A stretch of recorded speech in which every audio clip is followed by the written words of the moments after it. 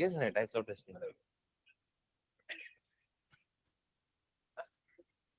Hello. Yeah, audible, everyone. पीछे तक correct. चलो. So we are going to discuss about Appium. Appium generally is an open source automation tool for testing mobile apps. हम लोग बहुत discussion करते हैं, right? Selenium की, right, for testing APIs as well as web. So we will be discussing that with Rajender, but I will be focusing more on the Appium side and what we are trying to build here and what is the scope of it. Okay. Okay, so my PPT has been changed a bit. मैंने कुछ बनाया था, यहाँ पे कुछ दिख रहा है, but ठीक है. Let's be with it. This was also not tested. Anyhow. So how many different type of code-based testings are there, right? So there are three major, which we will touch point. One is black box, white box, and then gray box. So होता क्या है black box? Black box testing is like a remote and a TV, right? You have a remote at your hand, right? You have TV in front of you. You are pressing some buttons. TV is reacting according to those buttons. So there is some input that you are giving, some output that you are getting, right? You don't care how the remote functions. You don't care what channel will the TV output. You will just care that I am doing some input and I am getting some output. Now you can desire a specific output. That is up to you, which we talk in terms of QA as assertions. You can assert that this can be your output, right? But you don't care how that output comes to you. Now consider what is a white box testing. White box testing is something, let's suppose that you are playing with a toy car, right? Now your toy car fails. It is not working anymore. What you will do is, you will pick it up, you will try to remove its batteries, right? You will try to rewire it a bit, and then you will say, ki, chalo, chalo, and then might be it works. Now the idea is that you introspected and you corrected the fault by knowing what logic it was built upon. That is what white box testing is. You know the in and outs of the system that you are trying to build. Then what is gray box testing? Gray box is a median of both white box as well as black box. If I take an example of it, let me take an example of the vending machine that you guys operate on a daily basis, right? Now you understand that there is a coin that has to be inserted into the vending machine in order to get some output out of it. You know that there are multiple products. So let's suppose you add a coin, but you don't get any product out of it, right? Now you know I should either try with some another product or I should try to insert a coin again. Might be I'll get some output. So you know a little bit of what you are putting in. You know a little bit of logic. You know what the desired output can be, but you don't know the actual internal working. You don't know how it is wired. You don't know how it functions. You just know that I can iterate over some inputs and I know some logics of it. That is what black, white, and gray box testing is all about, right? So just going through this, that black box is somewhat where we say that we are testing UI, right? Oh, so sorry. Just give me a second.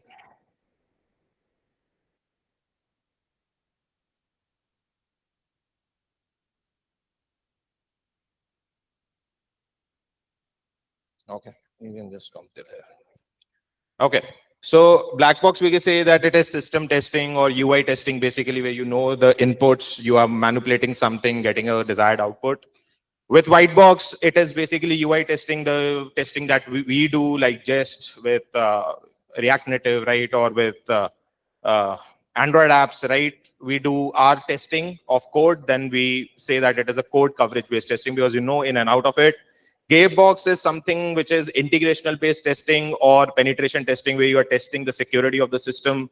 You can work much more on the gray box testing, right? Okay. So what is Appium?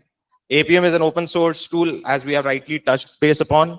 It can cater to multiple applications. When I say multiple applications, mean it can be hybrid working for React Native, it can be for Android, can be for iOS, even can be for Windows. can even mock your Siri, Cortana, right, and other tools. So it is very diversified in the space as to what all touch points it touches, right, in order to be better automated. Then it follows a client service architecture, not go deep into it. It is a very basic thing. And then you can code in multiple languages, but obvious, right? So you can code it in JavaScript, Python, C Sharp, or the best of all that everybody loves is Java, right? Most of the automation guys that I have touched base with, right, most of them wants to follow Java. Though we have done automation suite with JavaScript also as well as Java, both perform equivalently well. It's what you are comfortable with. But if everybody feels that Java is the one thing, one language that you want to go with, then it's fine. We'll move to Java. Okay. Okay. Tools to set up frameworks. So these are some basic building blocks of how the Appium will be set up. Now there are competitors. You will debate upon what can be done except this. We will touch point everything. But just let me speak out of this. Appium automation framework would be used with UI Automator and UIX test cases for Android and iOS specifically.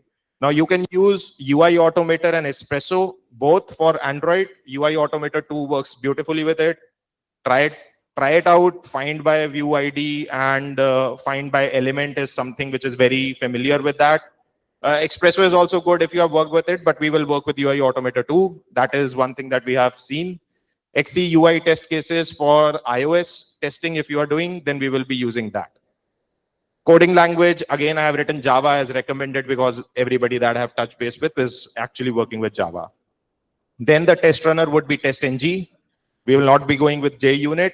JUnit is also something which is equivalently good, but we will touch base as to why TestNG. We can use both Maven as well as Gradle build scripts if you're working with Java. Gradle is a bit more managed, right? You can work with both. I don't have any problem with it. That's why I've written Maven and Gradle. Allure reports are the basic reports that you find out when you actually push through with your test cases, right? So that is a basic. Appium grid for parallel text executions. Now this is something which is we will touch point on this also. Whenever you are running your test cases for Appium suits, right? Generally you are targeting multiple devices. You don't want to just test it on one device. Let's suppose the projects that right now QAs are working with, the mobile application, the distribution of users across Android and iOS OS versions is very drastic, right? You cannot just test it on iOS 11 and then you can say that, okay, fine, it's working perfectly fine. Or similarly for Android 11 or 12 or 13 or 14, right? Every test suite has to work for all the operating systems. In order to do that, how will you do it? Appium Grid is going to help you with parallel test execution, be it on cloud servers or on your local machines. That hardly matters, right? So we will be using Lambda test or browser stack as a device farm. That is one bigger thing. Now, again, it is a cost versus buy kind of a build versus buy. If we want to have in-house Android and iOS devices hosted at our platform, then let it be. We can do that too. But again, we will see that where the cost is most optimized, though we already have Lambda test available with us, right? Those who want to consume it, want to run Appium suits, please feel free, right, to ask for the excess of it. Docker, we will be creating again, it's optional, right? We have not set up Docker as such because you want to run it as a centralized platform, then yes, you should have Docker enabled. But we will be working closely with the CI and CD pipeline. So you can work with Jenkins, you can work with Bitrise. We already have Bitrise for mobile apps. We will see on the costing part, but rest assured you can work it for Jenkins too. But if you have to run iOS test cases on Jenkins, then you'll have to host it on a Mac OS machine. Otherwise, it will not run. Okay, fine. So coming down and drilling down to TestNG, because this is the core principle for your framework, right, that you will be using in and out when using Appium. How many of you have used TestNG? Good amount of work, right? So I've seen developers also raising their hand, right, because we were doing automation a lot. Okay, and how many of you have used JUnit? Okay, very less. Okay, fine. So anybody who can tell me what is the difference between a JUnit and a TestNG? हाँ बताओ बताओ बताओ, expected है तुमसे. So in JUnit, we have to write the manual codes for the sequential of the test. But if we want to run some scripts before and after the test, or we need to inject the data from the outside in the test, so we can do it the test engine. But in JUnit, we can't do that. ऐसा मतलब है नहीं. आपके पास annotations you can get in both, right? You get annotations in both JUnit as well as TestNG. It is ideally named differently, but not a core principle of it. Anything else that you can add on? It's not the core principle. Okay, like yeah. groups and all we can do in that. Groups is good. Good. Wait a bit. He's coming to you.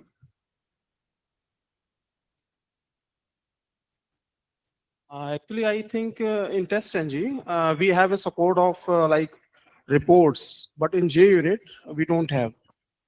Reports is not something that TestNG is known about, but okay, I'll give it to I mean, you. it supports like I think, Yeah, it supports better reporting. right. It can give you a better leverage. That's Right. okay. Yeah, that is Perfect. wonderful. Fine. So TestNG basic to basic एक dependency inject करने का तरीका है, right? You are using annotations. Annotations help you write less code, right? In order for anybody who is working on Java or something of that sort, you understand what annotations mean. Annotations work for you, right? You have to write less code, as well as it can do multiple other things. For example, like I have written test, right? After method, after class, right? Dependencies, data provider, all these kind of things are just annotations, but they help you. They help you to tell whether that method has to be run before that method or after that method, or after a class has fired, before that class has fired, or it can even help you with providing data. JUnit mein, if you had to pass on some data as a test data suit, you had to use it via parameters. It is a very tedious job. You will find it very overwhelming once you are starting building complex architectures. Once you are having a suite of more than, I would say 10 or 15 files, you will feel overwhelmed by just writing that parameters, right? But with data providers, it is just one line of code, right? Again, parallel execution. You don't get parallel execution with JUnit. If you have to run, so why you want to choose Java? You want to choose Java because you want to use multi-threading. With multi-threading, you will get an opportunity that in TestNG. You can just write a TestNG configuration file. You can tell that I want to run this classes, these methods in that particular classes, or even my complete test suite in multiple threads. It optimizes the testing execution time for you, right? I will show a demo, though I have not written it on multiple thread because it was just on one file, but I can expand it and I can share it again back to you that how that multi-threading is something which we can consume, right? Okay, so test dependencies between methods. If you want to inject some kind of dependency, right? You want to add on a method inside another method altogether, you can do it via TestNG. JUnit does not provide you this feature, and it is a very useful one. Better reporting and data-driven, as you said, yes, better reporting is supported with it. It does not provide better reporting, but it is supporting a better reporting and data-driven testing. It can be integrated with Selenium, REST Assured, CI/CD with Jenkins and all. Who has used REST Assured? API testing तो बहुत कर रहे हैं हम. आप ही कर रहे हो बस, और कोई कर रहा है? Right. So you guys know, right, what it means. Okay, fine. So we have covered TestNG, right? Now let's move ahead. Okay. Most of the people that I've met with, right, everybody is very flabbergasted with Cucumber, right? कि हम Cucumber क्यों नहीं करते, right? We have multiple BDD tools. तो BDD क्या होता है? Behavior driven development, right? करता क्या है? It basically gives power to the product managers, business teams, or anybody external who does not know how to write code. It tells you what kind of scenario you want to prepare, right? As per the scenario, you can write down what kind of ingestion inputs you want to put in, and it will automatically run the automation suite for you guys. So it is a very useful tool, but citing that we all are developers here, right? Going forward, everybody would have some or the other technical knowledge. This becomes obsolete, right? Though it is very, very beneficial when you are writing complex projects, when you are building very vast ecosystems where you don't need to write code and the requirement keeps on changing very frequently. Cucumber will come actually as a very lifesaver for you guys, right? So it is something that every tester should know about, how to write BDD driven test cases, right? But you can also try to find out whether this is actually useful for your project or not. For the initial days, I don't think that BDD is going to impact anything for you guys. Might be it gives you some leverage to start quickly, but later on you will have to have TestNG in your code base. You will try to have more control on the pieces that you are writing, right? And there TestNG will help you, not BDD, right? But again, it's something that everybody should know about. You can use JBehave. Behave is one kind of a BDD. JBehave is Java specific BDD. So you can use that too. I've also written SpecFlow, though I have not worked on it, but it was something that was mentioned to me by someone that we are using SpecFlow. If you guys are interested, please go ahead and try it out. Cucumber I have worked a lot on. Okay, so this is using a Jerkin syntax, right? I would suggest you can read about it. I have copy pasted one feature, right, as to how Gherkin syntax work, right? You can see the feature over here. You have to just build one feature, explain a scenario, then explain what the examples are, and it is going to automatically handle things for you. Now it does not automatically handle things. You have to write code in order to read the scenario, decrypt this particular file, and say that what all examples I want to ingest as data points or data providers. Right, so it is not that simple where you're seeing that this will work automatically. It's not going to happen. You will have to have complex fields like username and password have to be passed as parameters, right? Then you can provide with the data providers and then send it. So it's something that you'll have to work upon. But again, it is very easily understandable by someone who has not written your test script, right? Or someone who wants to add on to your test suite cycles. Okay. So this is a simple example of how Allure reports work. Right, we will be using Allure reports a lot, right? And this is something that tells you whether your complete structure, right, whatsoever the code has fired or not, right? Is it what reporting it is? It gives you a lot of features which you can actually modulate with. I have personally no demo to show you guys of Allure reports, but I can do that too if you need. But it is very out of box kind of a thing, and you can play and plug in whatever you want in this reporting. But this is something that will actually help you. Now coming to Appium Grid that we had actually told you at the very start. So this is a basic configuration, right? A capability-based configuration as to what and how you can run on multiple suits. So we have a device farm, right? We will be purchasing a device farm. Lambda test is one kind of a device farm which hosts multiple Android and iOS devices. You just have to provide your server configuration as well as which kind of device you want to plug and play. It will give you, so whenever you're going to server, right, Lambda test, browser stack, whatever the need be, you will have some test suite pipelines, right? Now you have limited pipelines because of the cost. You can have 3, 5, 10, these kind of pipelines, right? You can consume all those pipelines for running your test cases.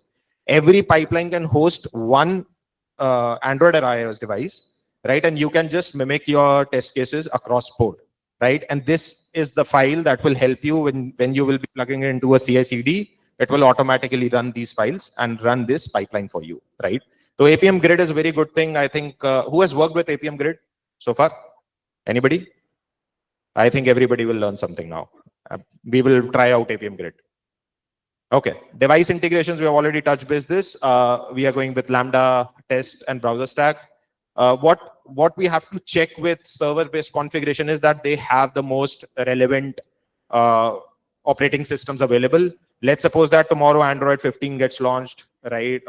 And iOS 19 gets launched, right? We have to be on board with it. We want devices that are able to test our applications and can give us report right away, right? So we have to find out tools or host our own, right, to actually be beneficial of the automation that we are trying to do. Okay. Okay, so this is a demo that I want to show you guys that how we can basically start off.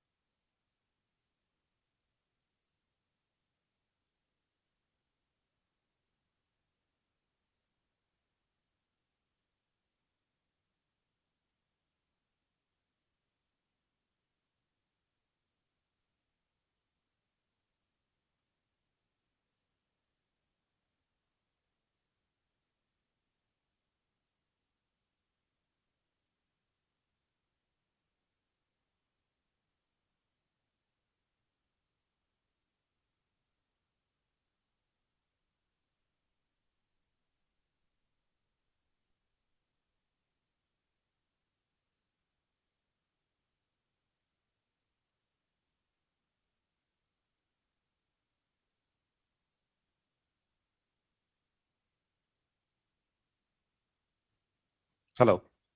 So let me just quickly showcase you.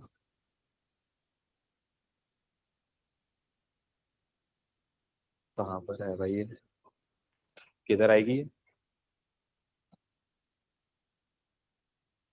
Okay. Fine. So this is a basic application that we have built. This is an Android app. Just give me a second. Yeah.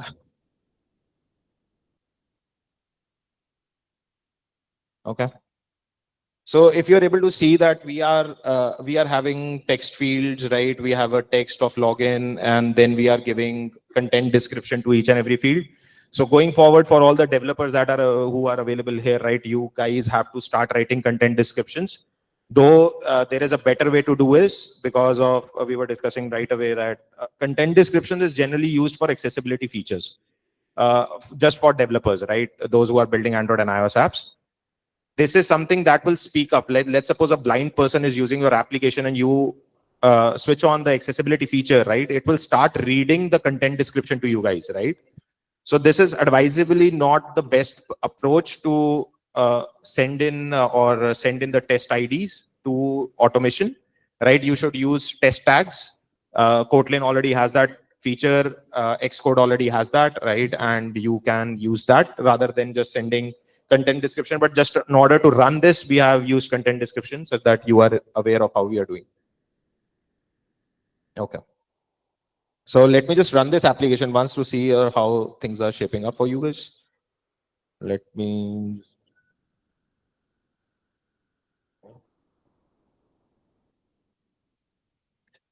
So this is a basic application, right? What it will do is if I pass in Ankit and I pass in 1, 2, 3, 4, 5, 6, this should actually suffice the purpose and say that you have successfully logged in.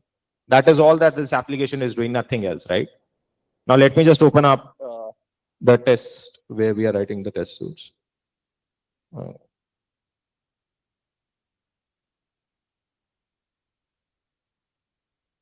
Okay. So this is where the actual thing is happening. This is where the Appium scripts have been written. Okay. So basically you need to be very assured of what we are doing here. So we have a test-ng configuration that I was showcasing you, right? We have set up a test-ng XML file. This XML just file tells us that what kind of classes do we want to execute. Now let's suppose I have multiple classes. I will just keep on writing all the classes inside it. Now let's suppose that I wanted to use parallel execution of test-ng. How do I do that? I just have to pass in a parameter in this test framework that I want multiple threads, and it will automatically give and assign multiple threads to those particular classes. As I don't have a lot of classes over here, it does not work. But if you want a running example, I will share it shortly. That's okay. I've just prepared in the last 2 hours. So please excuse me. But this is just a parameter over here, which will help you execute faster. So generally what happens is with automation suite, it takes at least 9 hours, 8 hours for an actual automation suite to execute for end-to-end applications. I was talking about the application that we had built 7 years ago, right? Today, the application might even take 12 hours, 13 hours, 14 hours. In order to execute faster, the methodology that will help you is parallel execution, as well as parallel execution on the devices also, which is Appium Grid. Okay. So you would just write, you just name the class over here, right? It will automatically seek that this class is something that we want to work with. I have just set up a normal configuration property. It has just my device name, the emulator name that I have suggested for me. If I want to add on and run it on my device, I can share my device name and it will automatically pick it from here. How does it do that? You will set up Android Studio. You will set up ADB. That will help you in automatically fetching this details of what kind of ADB devices are connected on my phone. Same thing for XE unit test cases. You will find out with the iOS device what kind of iOS devices logged in. I have just given my APK path. Now, if you are able to see, I have just given my APK path in my resources, but don't feel that this is the last thing to do. You can host it in cloud. You can paste it anywhere. You can even have it on a Bitrai setup, right? You just need to provide a path over here. Everybody will give you a public path of where the APK is hosted. Okay. Then this is a base test class. Every Appium, right, needs a basic configuration to start off. If you have anybody who has worked with Appium ever? Okay. I see very less testers raising their hand. Okay. You're from the testing team. Okay, good. Fine. So there is a basic configuration that we need to set with Appium, right? You need to tell what kind of automation tool that you would be using, which is UI Automator 2 over here. If you are able to see, I have just given this automation name. Let me just zoom it a bit so that you guys are okay. I have given a platform name Android. This is a mandatory field. Without this, this will not execute. If you are using iOS, you will have to give a platform name of iOS over here. You have to set your device name. Again, it is being like I have written it in my config file, so it is automatically picking it from here. Then I'm going to give my app name, the app path, basically the APK that we have shared, and then the UI Automator 2. So Appium, I have already installed. You can just use Node versions, right? A Node script, npm.i.appium, and it will automatically install Appium. With Appium installed, you can say Appium install UI Automator 2, and it will automatically install UI Automator 2 for you. This is only the two things that you have to execute. Just make sure that whenever you are adding Appium in your scripts or adding Appium, sorry, in your machine, you just write npm.i.g, which is globally install the Appium. Okay. If you don't install it globally, you won't be able to access it in your Android studios, right? Android Studio, I think everybody has mostly set up. If you have not, please set up an Android Studio, run it on an emulator. You will find out what I am saying, right? Okay. Then we have actually set up Appium. Appium on my local machine is working on this particular IP, right, which is localhost basically, and this port number. You can use Appium desktop also in order to see whether this is working perfectly fine or not. Let me just show you a sample of Appium inspector so that you guys know what Appium inspector is. So this is an Appium server, right? If you see all the details that I've filled in are exactly the same that I had run it on my system, right? So this is the platform name, Appium app name. Without this configuration file, this will not execute, right? Even for a matter of fact, if you run your Appium on your terminal, right, it will tell you that it has actually started. Let me just show you an example of it, right, so that you guys are aware. Because setting it up is the actual challenge. Running it is, I think, is again simpler.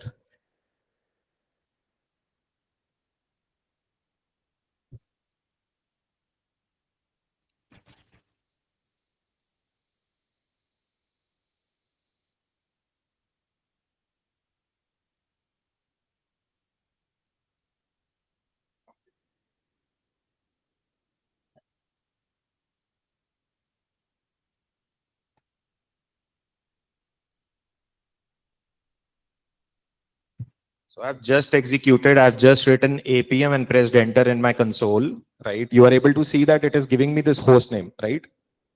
And it is telling me that it is only available from the same host, correct? If I run this,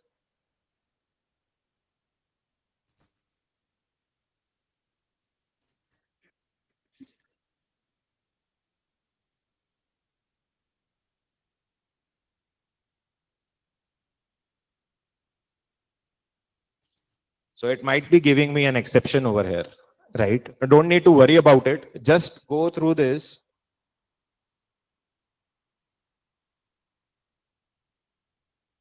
Just write status in front of it. It should actually give you this line, right? It should tell you that the server is ready to accept new connections. If the status is at this stage, your Appium is active on your device, okay, on your local machines.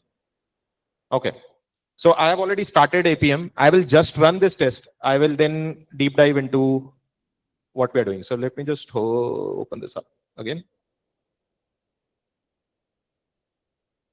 I hope this works.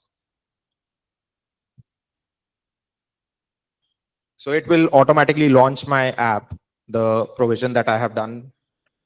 It will start adding in the values that I have told him. I will tell you what it is doing. So it has failed actually. Sorry for it. Let me run it again.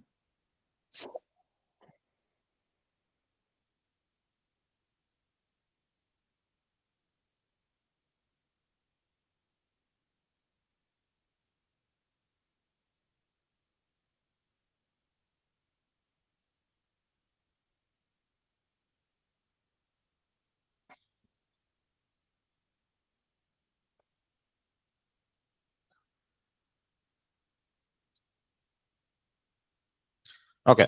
So my basic test suite has executed according to my code that I had written. Let me just export the report for you guys. Mm.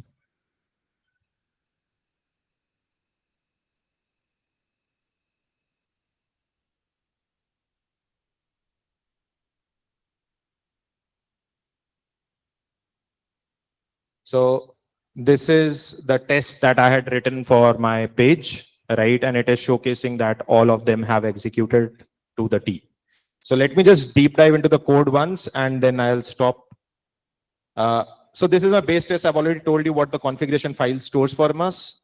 We have setting up an Android driver, right? Android driver will help you find out all the elements.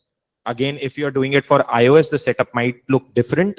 This is just an Android based setup. I can do for an iOS based setup and can share you a sample code base. Okay. Now this is a legal login text file that is doing the actual core work. Let me just expand it a bit. Okay.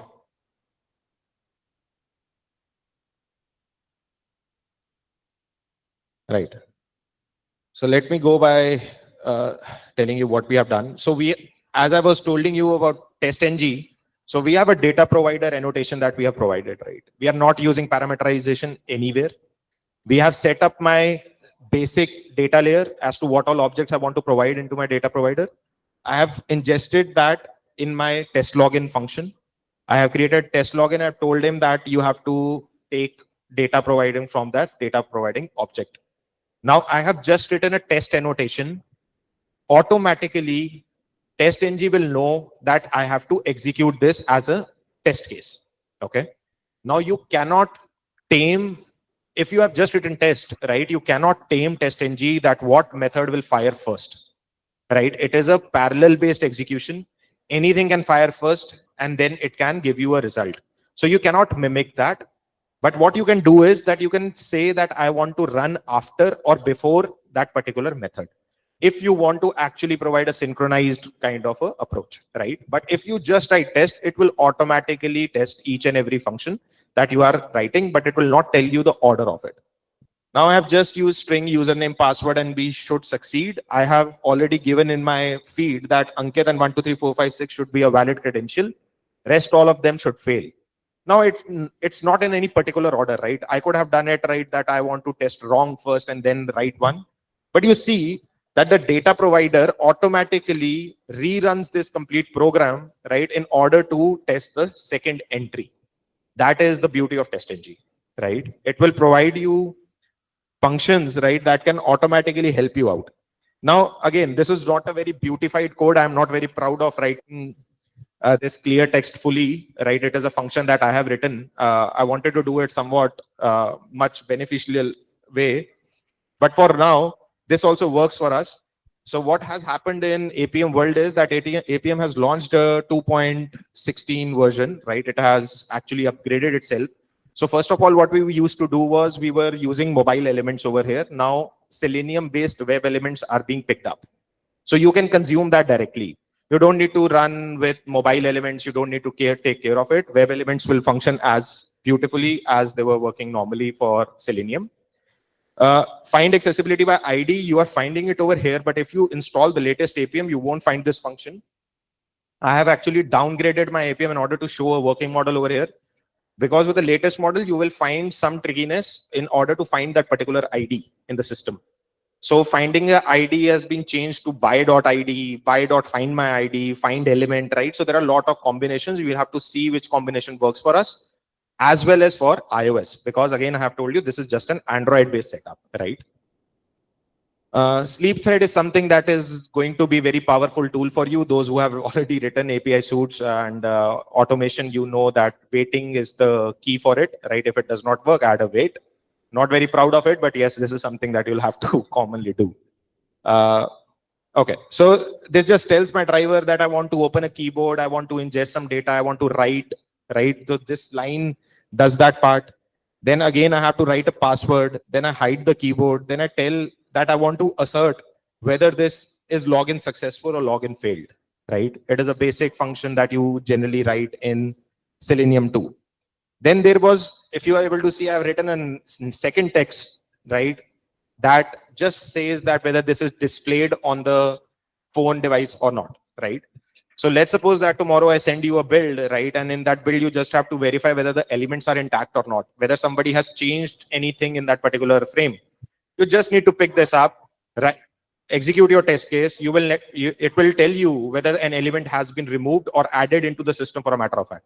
You can also ingest all the element IDs, right? You can fetch it, right? And keep it with yourself that this was my prior historic suit, right? Which executed with those many IDs, but you have removed one ID. Please tell me why. Because my automation has failed, right? So you can do this both ways. I have just showed a basic set for you. I have written generic functions for clearing the text fully. Again, this was something that I was referring that I'm not very proud of. But what we are doing here is that we are moving the cursor right, and then we are telling that delete every element one by one. Though there is a very beautiful function .clear that can help you out, but it was not working over here. Again, these are the shots that developers you will have to take. Whatever works for you, right? But this is a basic idea of everything. I leave now to your questions. If you want to ask anything, more than happy to answer. Anyone? कुछ तो पूछ लो, कुछ भी नहीं. Clear है सब. ठीक है. So we are already doing automation in inspection app. तुम्हारे को वापस से we will be picking it up. Right now the developers were doing automation. We are actively searching for folks that are very much interested in doing mobile automation. I have got interest from you, right? So we will be shortly rolling out a form, right, where you want to work with automation. You can jump on with it. Anybody who is still interested, right, even though out of box, right, you want to connect with me, please do. You can connect with my team members, whosoever is working with you directly, right? But from a developer standpoint, we will keep starting with automation. We will start doing our own test suite cycles, right, such that we are able to grill better. Okay? Fine. Thank you so much. Thank you. Bye-bye.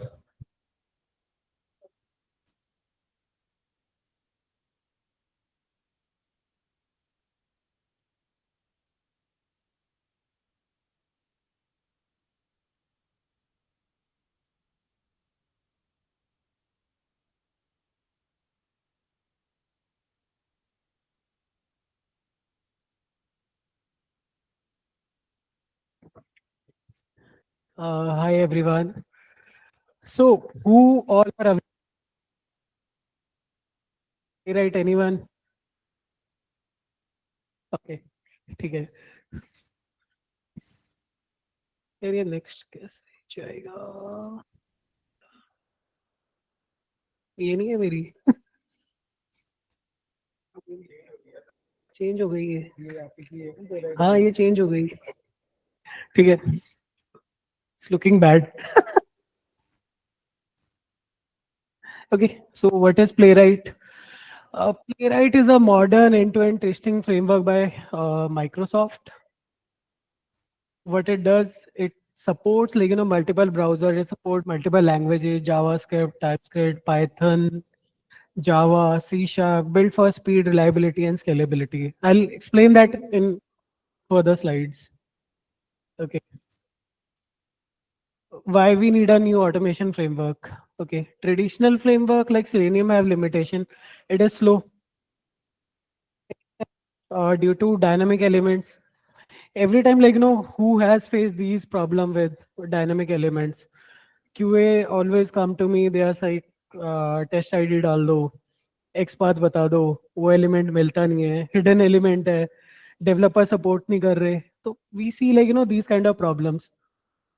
Complex setup for parallel testing. Let's say you have 5,000 tests running, so it can run for like 10 hours, 20 hours, 30 hours. Then painful configuration. Let's say, like, I want to test for different time zones. I want to test notification, geolocation, color schemes like dark mode or multiple devices. Built-in test runner. So it supports, like, test unit, test ng, JUnit. Next क्या है? Okay. Selenium. So this is a quick comparison sheet. Playwright comes with auto waiting mechanism. So you do not have to write what Ankit was telling thread.sleep. Then headless code, like it's pretty fast because JavaScript. So it supports mobile emulation by built-in, like, as a built-in to configure it differently. The browser interception. Uh, what you can do is you can mock the APIs before testing your web page. Maybe, like, you have an example of a to-do list where, like, you want to add a to-do and you are expecting some response. You do not have to write the entire to-do yourself. You can mock the response and that UI will be tested on the mocked response. Parallel, like, you do not need anything like Appium grid or it's all built in. And iframes, like with modern frameworks like React, Vue, like, they work on Shadow DOM. So a lot of the time, things fail with Selenium. And Playwright comes with a built-in support for all these kind of complexities. Mental model shift. Okay, why Playwright? Everyone loves Selenium. So this is about Selenium. Relies on C XPath selectors, often causing flaky tests when element change. So what do you mean by flaky tests? Like flaky tests mean something like which has to be changed really frequently, which breaks very often. Let's say I have a release planned and the developer, like, there's a section on here, like, they moved it there. So Selenium breaks very frequently, and we have to, like, consistently maintain those test cases. Even the need is not there. A login button can move from left to right or, like, from top to bottom, but the entire functionality will going to be remain the same. So that's where, like, Selenium fails a lot of time, or it has to be maintained a lot around that. Playwright, okay. So this is the mental model. Playwright, what we need to do with Playwright is, like, they've introduced a smart query system with auto waiting, strict mode, and, like, things like that. I'll share examples later. And so yeah, these are the examples, like no thread.sleep, WebDriver wait for element, or, like, nothing like this, like driver.find element, by XPath, or and then you have to use something like this, get by role link. I'll explain that later. So why Playwright? Uh, it discourages flakiness. Flakiness is again same problems. So if you look at the documentation, these are the screenshot from the documentation. You can read. They have written it explicitly with a warning sign that never wait for timeout in production. Tests that wait for time are inherently flaky. Use locator actions. And things like they've also written one more warning over here. XPath and CAS selector can be tied with DOM structure and implementation, which I've explained it earlier.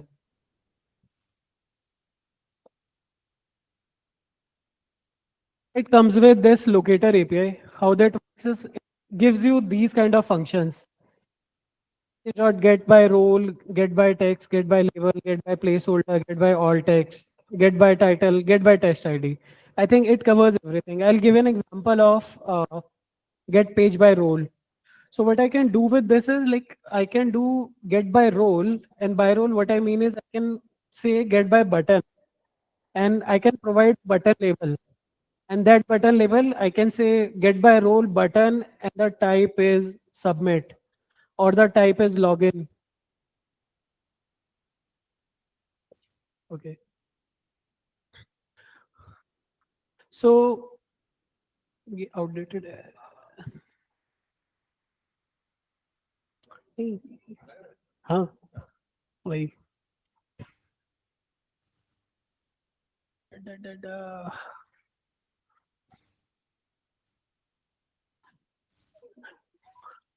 Okay, so you can see that like finding button is so easy with Playwright. You can do something like get by role button, name, sign in, or get by label password. What it does is it will look for the page. It smartly looks for the page, like it find for a label password, and then it will try to fill that input. You do not have to find input explicitly, or like find element, or like do any complex XPath kind of thing. And the second section is for your development mode. Maybe developers can use it while testing. Okay. Okay. Getting started. किधर गया? अरे slow चल रहा है यार ये. Lag है. ठीक है. अब ये मिस हो गया. ठीक है, यही करते हैं. Okay. Installation is pretty simple. I think everyone has Homebrew installed with them. All the developers will be having it. Then you have to install NVM, NPM basic for Node, and like Dushan can explain how to do that in Java. And then you have to create a Playwright project. It's pretty simple. Like you have to run just one command. And then these are the command for running or like test or showing reports and everything. Everything is built in.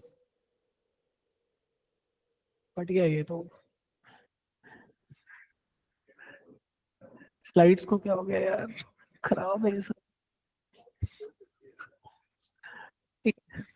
This was a sample code. I'll share my screen and like share it later. Slides are messed up. ठीक है. कुछ नहीं चल रहा. Screen share करता हूँ मैं.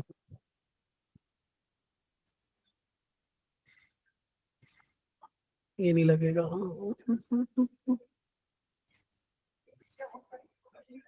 Slides पूरी खराब हो गई. स्लाइड चल नहीं रहा.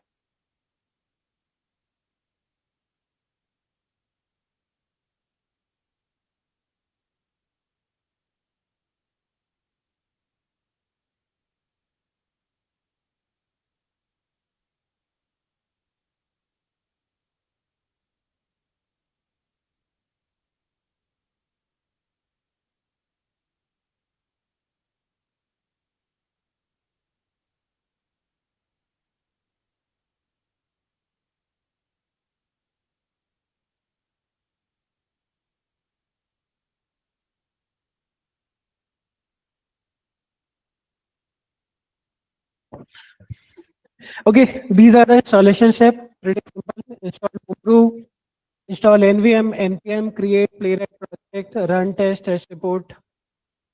Then, so this is how your first test will look like. I'll explain that quickly. Import, test, and expect from Playwright. Then you have to test. You give some description to it. Then you go to a page. Then you expect the page. Then you have your assertions.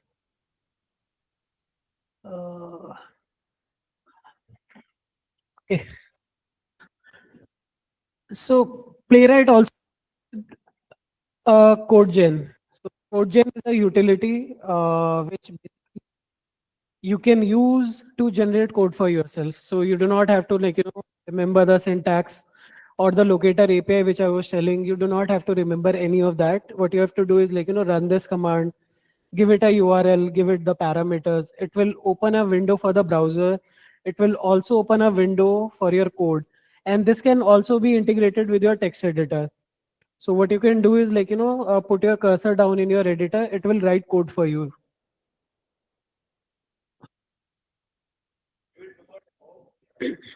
Do a demo for that.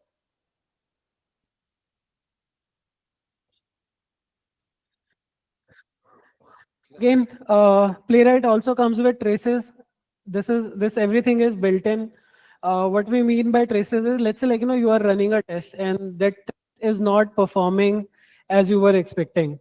What you can do is you can use traces to debug back, like, what is the problem, where are your selectors incorrect, or how page was rendered, what were the steps involved, how API calls were going, what were you mocking, what were you doing, what was happening in the browser. Everything can be traced back to identify your issue. Really cool feature to build your test cases, or just like developers do, like, it gives you a development environment. Configuration. So you can configure it really quickly. It's just a JSON file.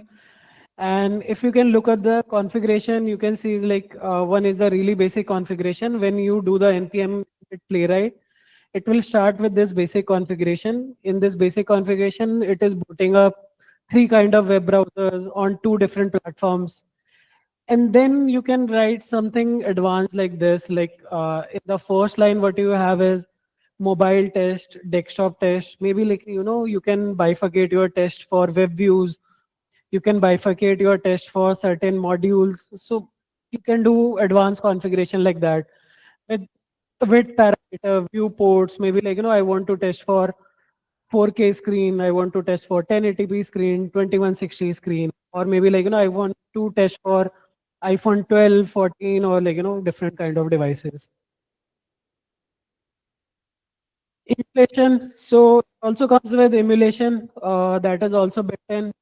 What I mean by and is you can like, emulate the viewport. You can set like, if this is mobile, you can emulate the locale. Maybe like, uh, to set my website in the local French language. I want to test like, if my system's default language is French, how my website is behaving. I can also emulate my time zone, my permission, like, whether I've allowed the location or the node. And I can mock the location, uh, my longitude, or probably like, something like dark mode. I want to see how my website works on the dark mode. So everything is built in. Mocking browser API. So this is something which Playwright allows, and like, we can use it to mock a lot of things. Maybe like, there's a use case where I want to try out, like, I'm building a feature. Maybe like, I want to get network conditions.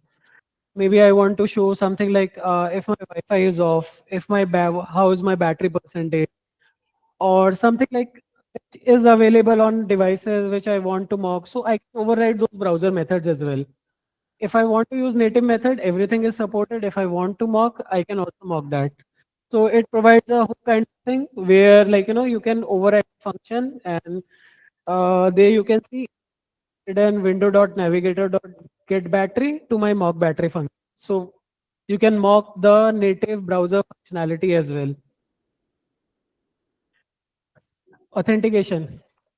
So every time like, we write test, authentication become the pain point. Or like, if I have to test a lot of authenticated screen, what I've seen is, let's say I have to test out 10, 20, 30 different pages. What everyone end up doing is they keep on logging on each test case, or like, they are writing something which is being not safe, not easy to maintain, or like things like that. Maybe I want to test out role-based logins, or like, things like that. I have a demo for that.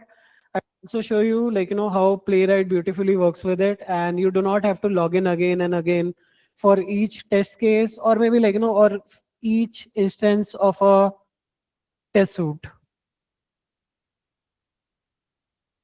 API testing. So there's no demo for that as of now, but yeah, you can do API testing there as well. This is the sample code over there. Visual comparison. Okay, so this is the cool feature. So what Playwright allows is you to do is a visual comparison. By visual comparison, what I mean is, let's say there's a section in my website which I never want to change. Maybe the founder section in the about us page. I do not want to change that. I can write a test for that. And with that test, I can do is, I can generate screenshot for that section, and it will then test it against the screenshot of the first time versus the screenshot of the final, when the tests are being run. And it will also share you a diff of the both screenshots. Integrations. So it also supports backend syntax, which means it will work with Cucumber JS, Cucumber JVM, whatever everyone wants to write for BDD testing. Native integration with Jest and Mocha for JavaScript developers, and it also support your test trails, Zephyr, and other. What's next? Okay. So these are the advanced features. I can explain them maybe some other presentation. So I've listed down the advanced things which you can do is CI/CD support, splitting, filtering, and group testing. Maybe there's a use case want only test a certain business unit. I want to test maybe the CQB or the GS or or a VAS pod.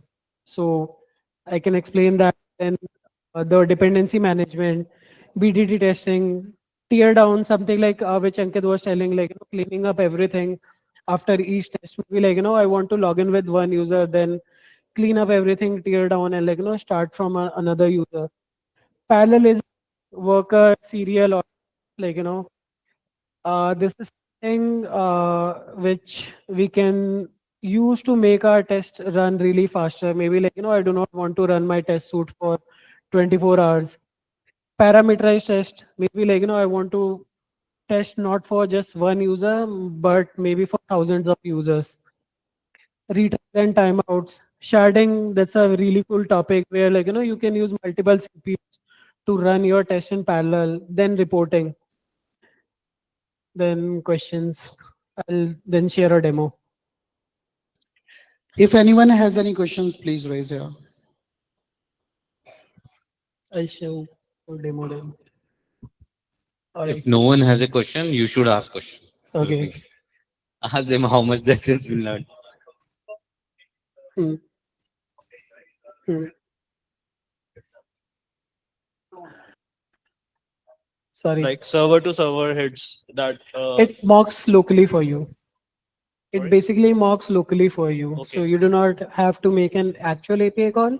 What you can do is you can define a list of APIs this is my endpoint, and I want to mock this endpoint, and I want to alter the response in a certain manner. So it only mocks the response message, like the body or the response code as well. Everything, Everything. mock anything, and that mock will be available for the UI.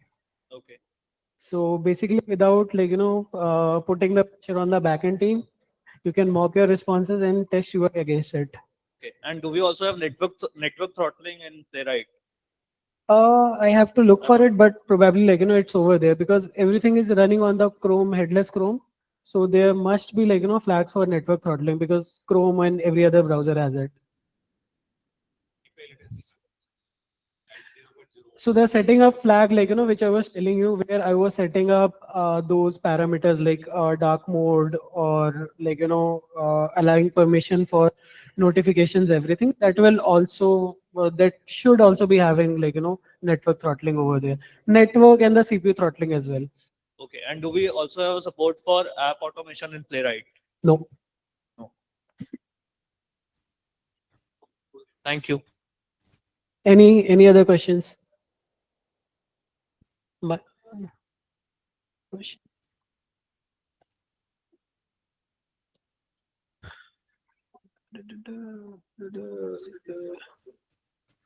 My question is not directly related to the slides what you have explained.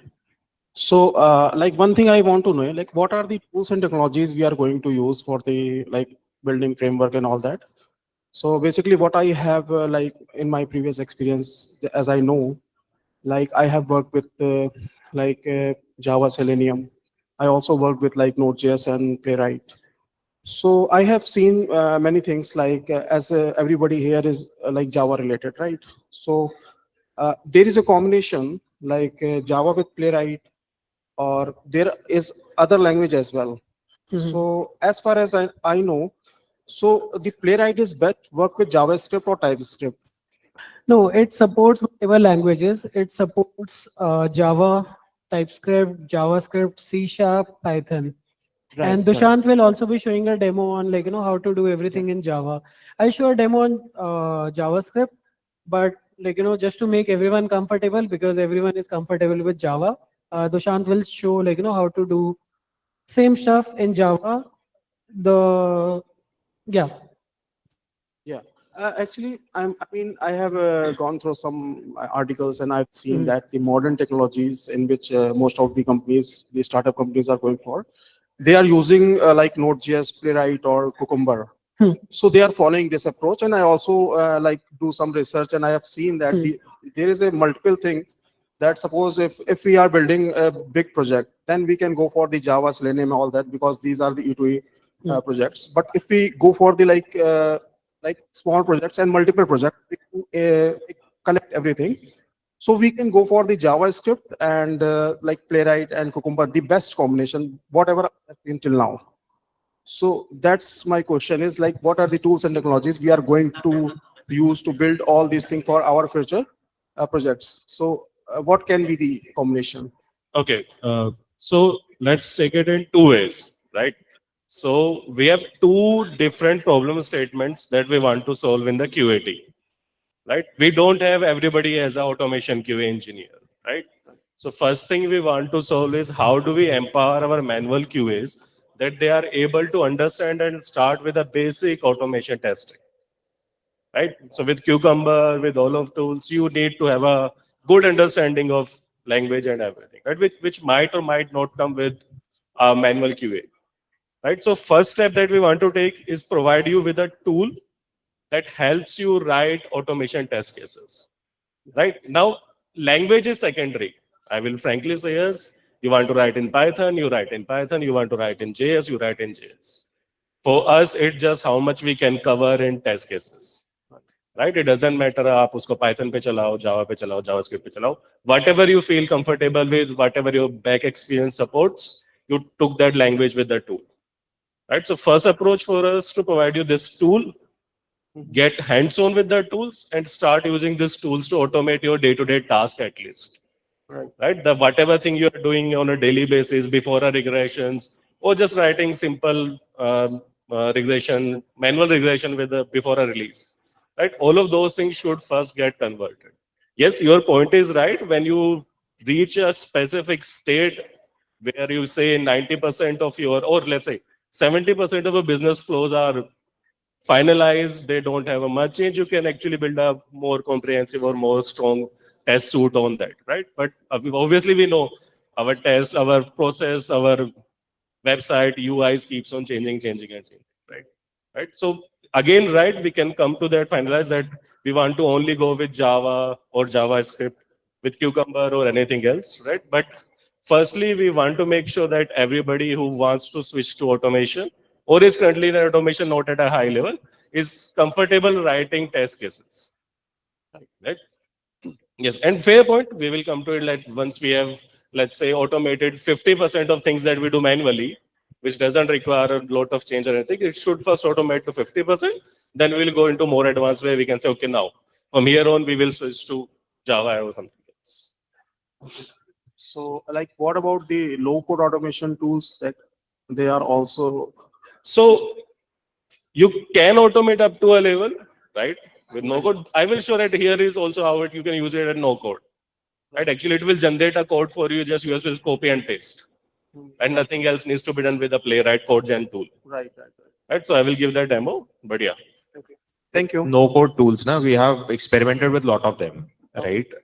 Now the idea is that whenever we tend to go with a no code tool, we have to add a subscription model with them, right? Right. But later in the stages when my logics are very hefty, right? My compound time is actually very high, right? Then generally we tend to miss out on the costing part, right? Because the cost is super high. Moreover, they are maintaining the test cases for us. Generally, these tools do not give you exportable features. Playwright is one, right? I was talking with him. I didn't knew that it is open source, right? So this is why we want to go with Playwright, because it's an open source tool, right? Same for Appium and all, because then you have the control of the test cases. Let's suppose tomorrow I say that my costing is way too high, I will stop using a no code based tool, right? Then my test cases also goes with them. Right. So that is why we don't want to go with it. But yes, there is a lot of out there tools out there which can help you understand the code, right? So if you want to explore them, please go, right? Write down some drag and drop features, right? Just try it out. It will give you a Selenium or Appium code in order to understand better that how that code is written, right? That is something which you can compound on. You will be very efficient when you understand those tools. But writing as an organization on some no code tool is not something that we will be looking at. Okay, thank you. Any other questions? Nope, nope, nope. Demo time.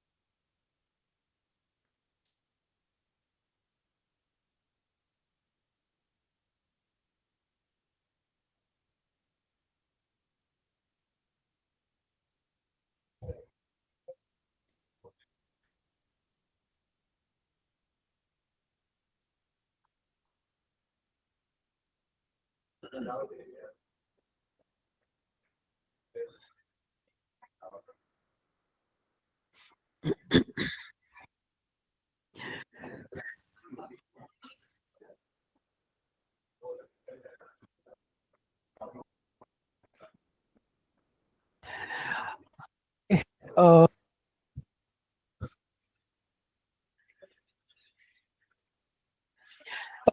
so this is a very basic test case. Like, in this test case, what we are doing is we are looking for a title which should be having playwright in playwright.dev. And then we have get started with link, and we are expecting to see a get started link. What we can do is run this is quite easy. I can simply do npx playwright test. It will run on my laptop, and it will show me a report right there. I'll increase the font size. Yes, so.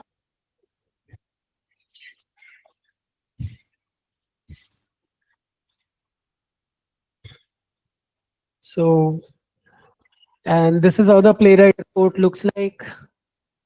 Something like this, where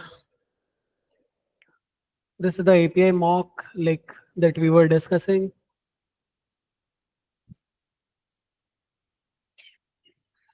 I can do this. I can also mock this. I'll show the demo right now. It also comes with the cool parts like thing which I was telling about, how to trace back bad test cases.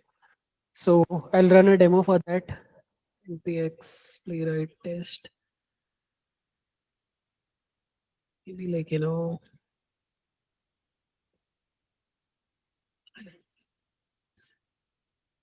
okay. I just have to pass this parameter trace on. What it does is it create a stack trace kind of thing for me, so that I can go back and look for problems in my code.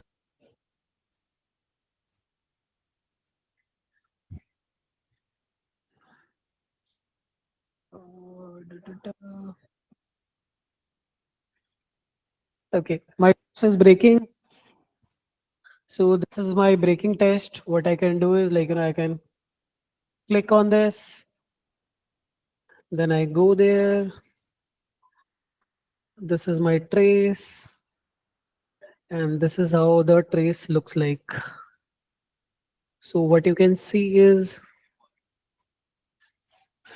it has created the entire timeline for me, how page was rendered, how we were doing things, and what I was checking and where it failed. So this demo is for a visual testing part, which I was telling that you can visually compare how your test looks like. What it means is I was expecting this image, but I got this image. And Playwright created this diff for me that these are the parts which are missing from my page. And I can also do a quick comparison around that. And if you look at the documentation, maybe this is such a great tool. In visual comparison, you can also see and also define that. Only allow maximum difference of 100 pixels. Maybe I want to have a capability of maybe leave a room for button with 1 pixel, 2 pixel margin. They should not be failing in case of this kind of configuration. Then the painful part is, I'll delete that first. Authentication. So what we end up doing is while authenticating the pages is we write that authentication again and again and write the duplicate code or maybe share it in some way, but configuration is quite painful.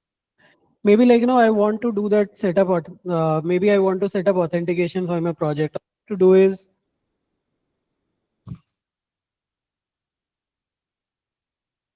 a setup file over there, and these are my other projects. Maybe I want to test authentication on Chrome, but not on Firefox, but on WebKit. Maybe on mobile, I do not want to test authentication at all.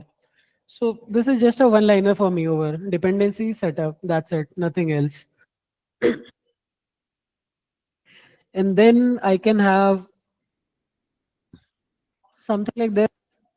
So I use this website to mock the login, maybe practice login, something like that. And code is really easy. So Shant will explain how to write this code without reading anything, and that too in Java. So I'll run that. Maybe everything test hyphen. So UI is another flag that you can pass on. And this flag will be used run the test on UI.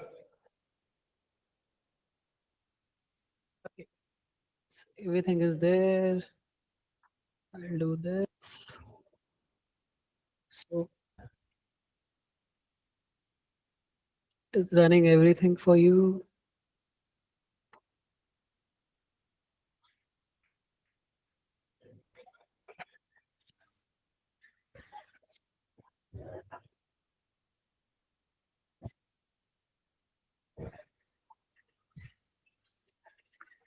There.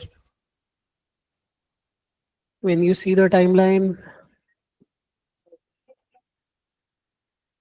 you can see it is filling your username, then it filled the password, it did the assertions, and test is done. And the best part is, since you have configured the browsers, what you can see is how everything behaved on which browser.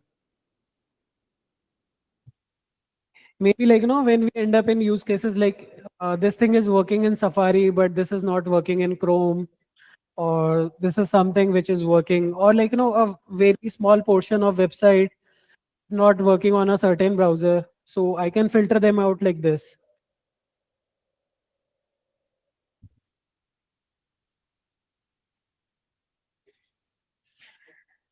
And this was the best part, since we the authentication. So it also saves your storage state, and it support both cookie and local stage kind of authentication. Now you have this user JSON file. So in an it will consume this JSON file and your login is done for the entire session. So yeah, that's it from my side. Dushant will explain how to a no-code solution. Yeah, cool. So I know, right? So बहुत ही बड़े features वगैरह check कर रहे हैं. So let's start with a very basic one, right? So how do I write test cases, right? Let's start with simple basic one.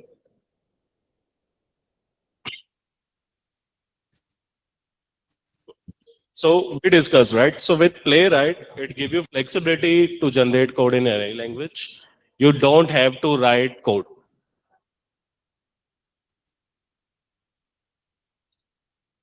Yeah, great.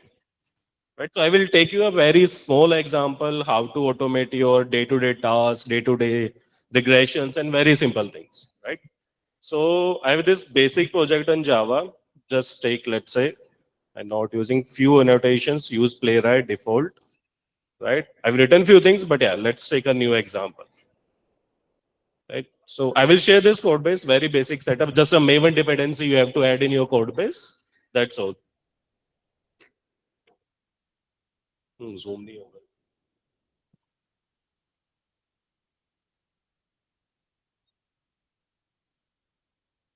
तो zoom नहीं कर सकते.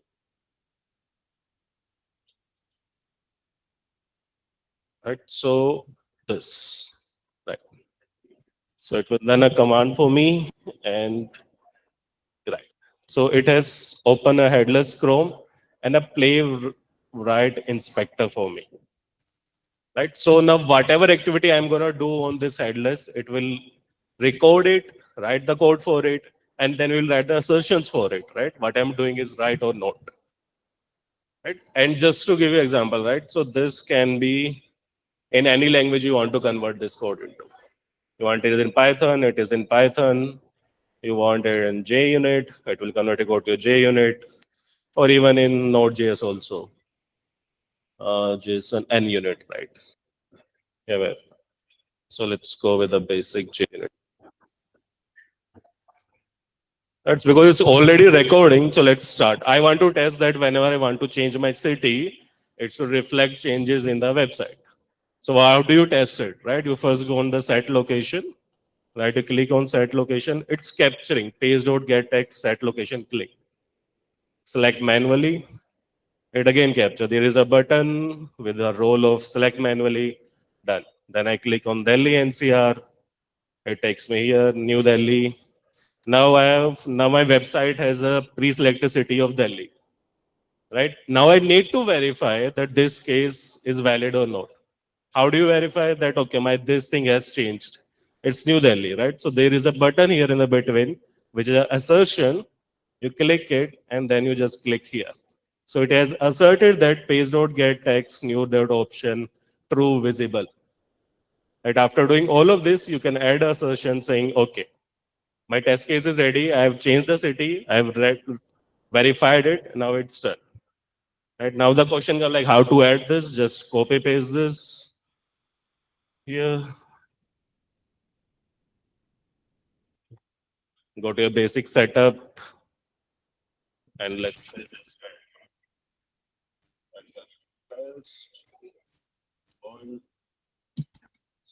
Sorry. Change.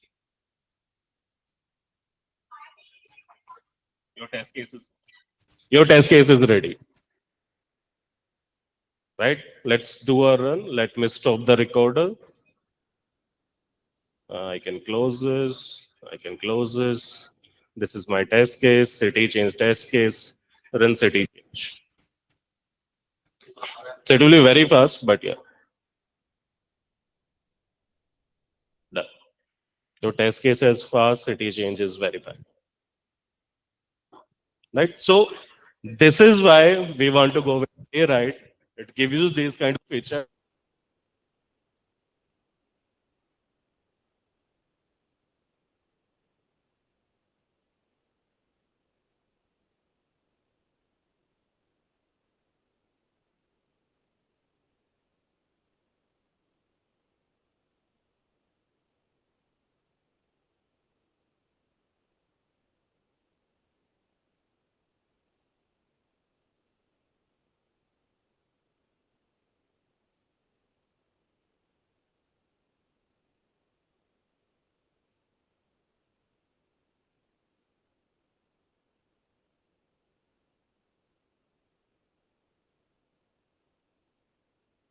JS script, JavaScript, all those options are available in Java, Python, everything.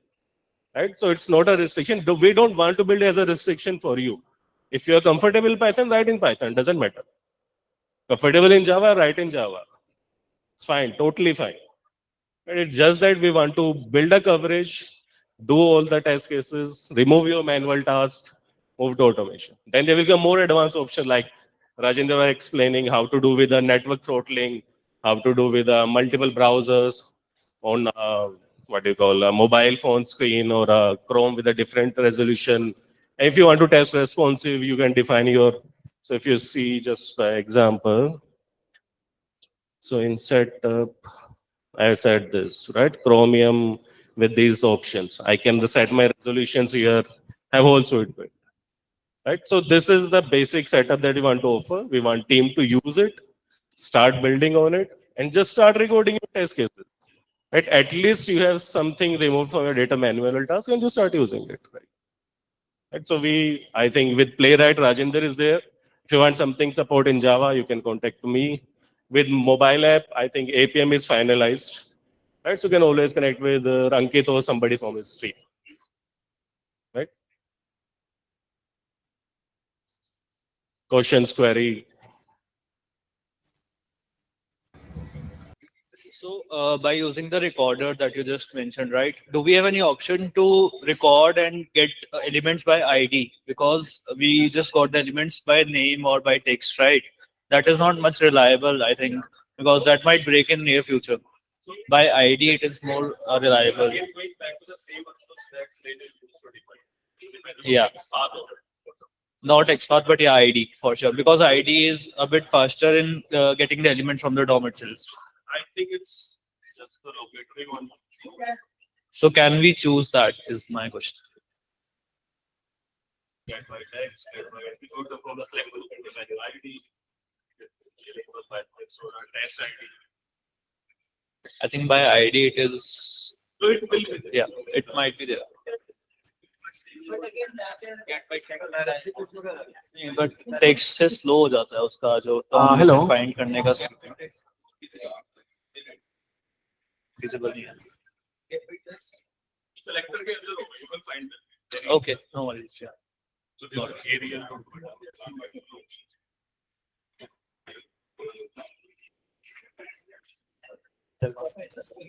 वो भी एक discuss सारे के लिए डाल दो. मिल जाएगा वैसे.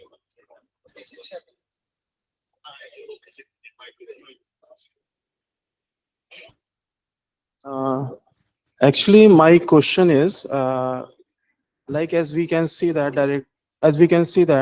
like it is very, like I can see it is very easy to automate, right? So there is one thing I can say, like there is some advantage and as well as there is some disadvantage as far as I know, I can see. So like generally we used to follow page object model, right? Where we manage our codes, creating our pages and creating our test cases. And these things we manage. Here we directly automate and like we manage our like elements separately. We manage everything. We have action class. Like if we are using Cucumber, we have step definitions. We have feature files where all the scenarios we can create. So the first disadvantage is like if we create a scenario, right? If the scenario is around hundreds of lines, like Cucumber code if I write and there is some step definition and based on that there is some actions and assertions. Like if I want to create one more scenario, like which is related to, which is similar to the previous one, right? What I can do, I can directly copy the 90% of the code and we will do some little changes and we will create a new scenario, right? So just stopping you here, right? You say we can copy the 90% code or use the same test case, right? So again, so what basic we want to set here is you start without, because you know you 90% of code represent the same test case. Right. That can be done here too. If I've written 20 cases, in all of them, I'm going to cast 24 first, clicking on a button and doing 20 different test cases then, right? I can go from the code and separate that out. That comes with a, you can say, a maturity in the coding and all of that, right? right? That can be done with anything. So basically, the management part is also, I mean, we have to manage this code as well after by creating, automating directly. We also have to manage this as well. This is a different, okay. I mean, I got your point actually. Okay, so one thing is page object models, like I'll answer that. So it also comes with page object model. So I'm showing the JavaScript example, but that's there in Java as well. So this is your common part for like, Playwright dev page. You can create your object models. So that will remain common for all your test cases against a page, right? So I hope that answers your question. Then second part is you were talking about cucumber test, do the repeated work or like, to write loops and everything, right? So as I already told in my slide that it support any kind of Gherkin framework, which means like, it supports cucumber. And for your information, we did that earlier, like, 6 months ago, we were writing those tests and we were using like, cucumber for that. So I'll share a sample code for you. So pages, not pages, test. I think you were expecting these kind of feature files.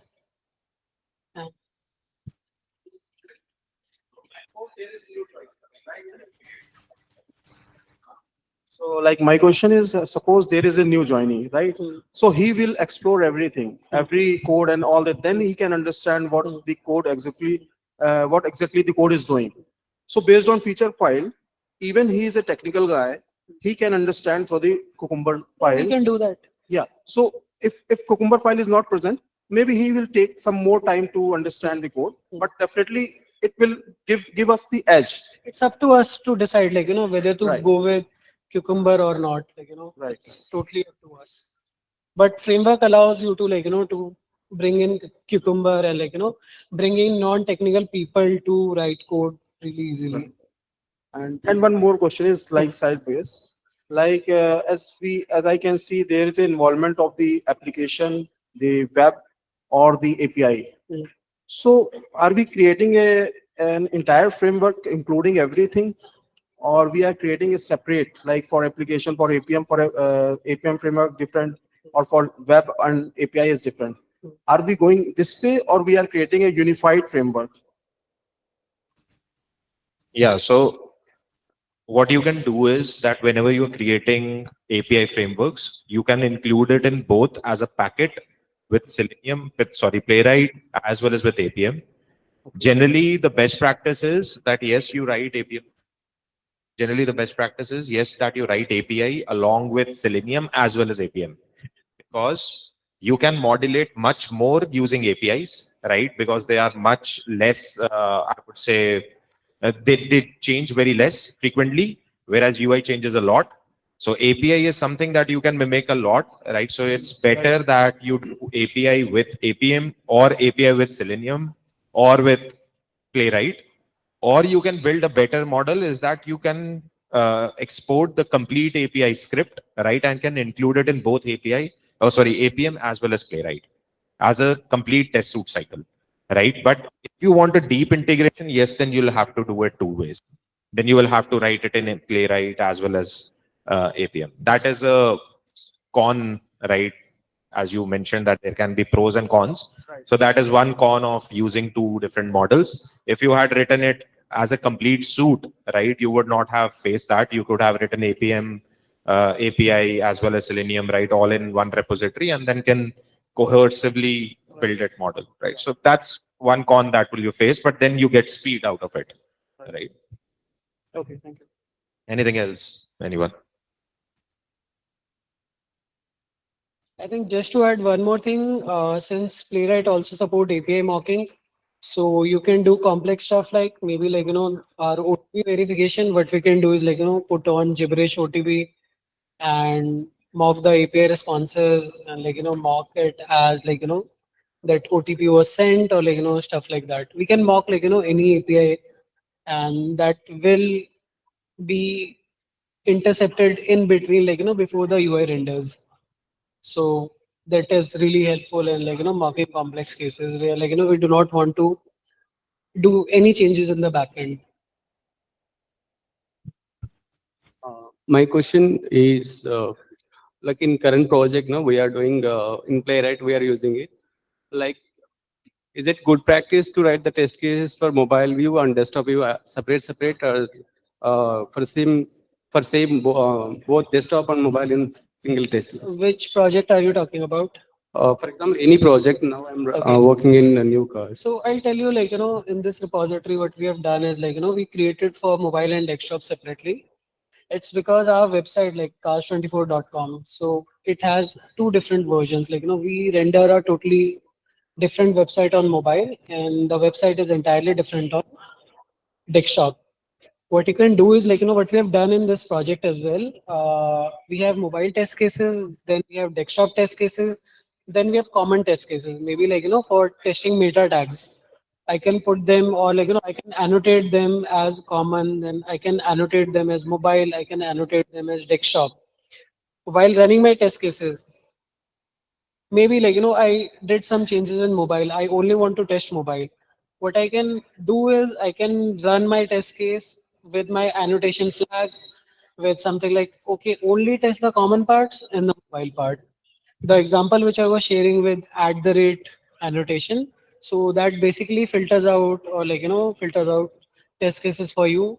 That is around, like, filtering, sorting, running, stuff like that. Why? Because what's happening in current project, right? We complete website we wrote for desktop. We already wrote test cases for entire website. For mobile view, again, if we want to write it, it is a difficult task. In the same test case which we wrote already in the desktop, for the same wherever we'll get for mobile, right? For this, we'll put a if condition and write for the mobile as well, right? So it needs to be discussed with the developers or the setup you have, right? So if you have a responsive website, right, then you need to run same test cases on different browser options only. Correct? As Rajendra mentioned, if there is a difference between what is being shown on the desktop and what is being shown on the M site, feature-wise, right? You can say homepage is same, right? But yeah, there can be a difference in features between desktop and M site. The feature one we can write it inside the test cases only, right? That's Yeah, what you I'm- can. Like, no, we no need to write completely different plugin. It will take double time for writing. Correct. So that's why coming, right? If feature difference is there, you will need to write a mobile test case specifically. But if the case is that you are responsible, like for us, right? 4-door is totally responsive. So we don't write duplicate test cases. We just verify where we know, okay, for mobile, I have to show it in different manner. We write a UI test case, okay, mobile पे ऐसा दिखना चाहिए, desktop पे ऐसा दिखना चाहिए. If it's fine, then functionality is same, right? So can we get the wrapper access for like which you already wrote? Yeah, I will share it with a presentation link and everything. Yeah, one more thing is, like, this was the example I was talking about. So this is our website, and this is our desktop on, and this is on M site. So there's nothing, like, which can be reused over there. But again, like, if you want to reuse pieces from, like, one platform to another, that's basic programming. Like, all you have to export that thing either in a class or in JavaScript function. And, like, reusability is programming. Like, that has nothing to do with Playwright or anything. Reusing is the best practice. Like, basic dry principles. I think the most important aspect is to start and start with by making mistakes or whatever, but start. And the idea about having this session is also to emphasize that the idea is reaching the 100% automation, right? And what is the definition of 100% automation in a changing world? That we are changing our code also along with it every time. So whenever he must have wrote cast24.com code 2 years back as well, 1 year back as well, now as well, right? So that is improvisation, and that will keep on happening with your test suite as well. You will have certain learnings based on your understanding of your code much better, based on your features, your problem statement, your challenges, and then you share it across and everyone will learn from it. So reusability, definitely. But even before the reusability is about what percentage of coverage that I have for my website, for site, and for the code coverage that I have, how much is automated. When that automation becomes so much to the problem that you want to improvise it further, then the optimizations would make a lot of sense. If it can come from the day one, that's more than enough. But we cannot stop or wait for optimized thing and not to create anything, right? So the idea and the having this forum is that this is happening. We are doing it. Why not everyone should do it? What's stopping us? What are the barriers? Is the knowledge is the barrier? Is the anything is the barrier? So this is the first session, and this first session was to bring everyone to the stage that okay, there are frameworks which makes it easy. There are tools which makes it easy. It is just now that we learn them, we start using them, and start creating the automation tools where we can say it is 100%. And having said that, we surely will run some just like when we did observability, we announced that best service will run gonna this month. Similar manner, in the next month, we're going to run the how much test coverage someone has created, right? We'll have that contest. We'll see the project. We'll see the best services or best areas where we have the best of the percentage coverage and the best way to write the automation. And we'll have that contest too. And also just want to make certain announcements. Developers. Yeah. So it will be unit. So there are layers of testing, right? Unit test cases, then you have API test cases, then your integration test cases, then your view test cases. So based on this, we will have the framework that everyone has something to showcase and everyone gets rewarded. So if everyone reaches 100%, all will be rewarded for sure. And that would be the best. Sorry, I'm taking a leverage of using this Slack. Okay, so there are two things that I want to do. First, I'll take a quick one. So we have launched this page. So the idea is how do I go about and see my videos? Whatever we are teaching here, Dushyant is taking time, Rajendra is taking time, I take time, I took time. So, what if you guys want to go and relook that videos and everything? So we have created this where you will find all the town hall videos. Sorry, Dushyant, just taking the liberty to. Okay, so you have all the videos coming up here and you can just go and rewatch them, relearn them. So nothing has lost. You have the access to everything. So for example, if you have not been able to watch the observability, please go and see it again and you will learn a lot. And similarly, many more we are uploading. Not all videos are here yet, but we would be uploading all of them one by one and putting it in the CML. So you have things to go and learn back. And as I said, not just the Rajendra, Dushyant, Ankit are here towards your learning journey. Please feel free to reach out to them with your questions and everything or post it on the technology and they will answer. That is the first announcement. And then second one is that, as I told you, the last town hall as well, that we gonna run our hackathon, first hackathon. And some information has been released on the technology. Now the leaders can nominate themselves to form a team.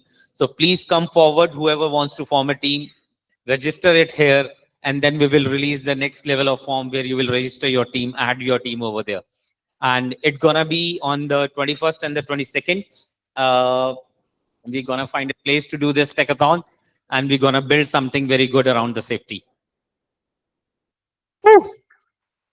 And we will also reveal the rewards. They're gonna be pretty cool. So please start making teams. Right? Okay, then thanks to all these three folks to take this time out and teach us something new. Good. Thank you guys. Have a nice weekend.